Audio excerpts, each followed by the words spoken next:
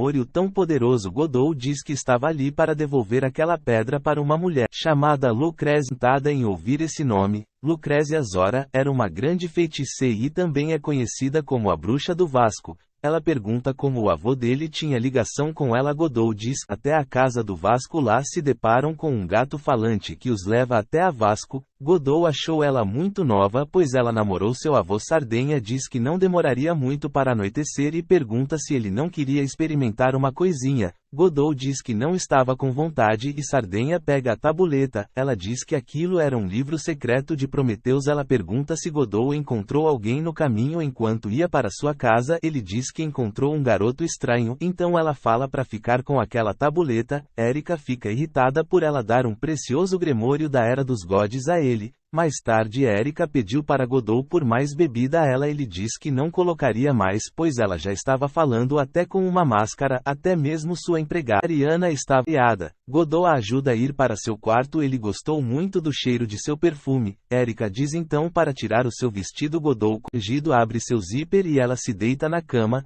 Godot fica envergonhado por ver ela daquele jeito e desvia o olhar. Ele vai sair do quarto, porém a porta estava trancada. Lucrécia tinha trancado a porta. Na manhã seguinte, Erika acordou irritada por ele estar dormindo em seu quarto. Ela disse que se ele tivesse feito algo com ela, ele teria seu pescoço vascado enquanto dormia. Então um estrondo acontece do lado de fora. Um deus passava. Seu nome era Melkart, e ele era rei dos gods fenícios. Relâmpagos o atingiam e parece que outro deus estava o atacando. Erika diz que iria evitar a luta deles, senão a ilha seria destruída. Então eles vão em direção ao deus. Godot lembra que na casa de Sardenha ele disse que dentro daquele grimório havia um poder que poderia roubar a autoridade de um deus e poder usar seu poder. Do lado do carro viram uma sombra. Uma ferra divina voava, porém eles não podiam ver o garoto que Godot encontrou. Estava na frente daquele deus e ele era o invencível deus da guerra. Erika salta do carro e vai em direção a eles.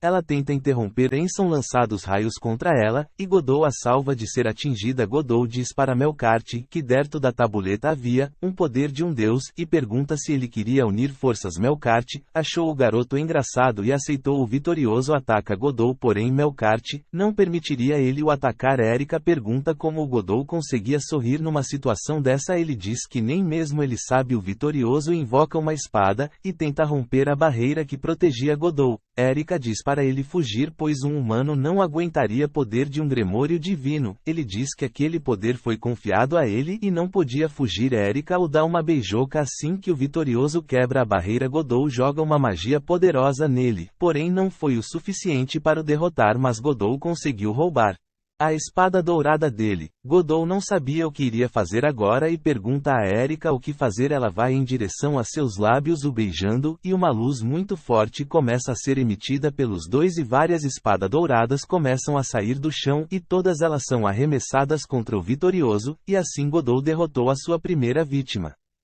E aí, meu querido vascaíno, não se esqueça de deixar o like e se inscrever no canal daquele Spike e deixa um comentário aí, meu querido vascaíno. Adeus, basei.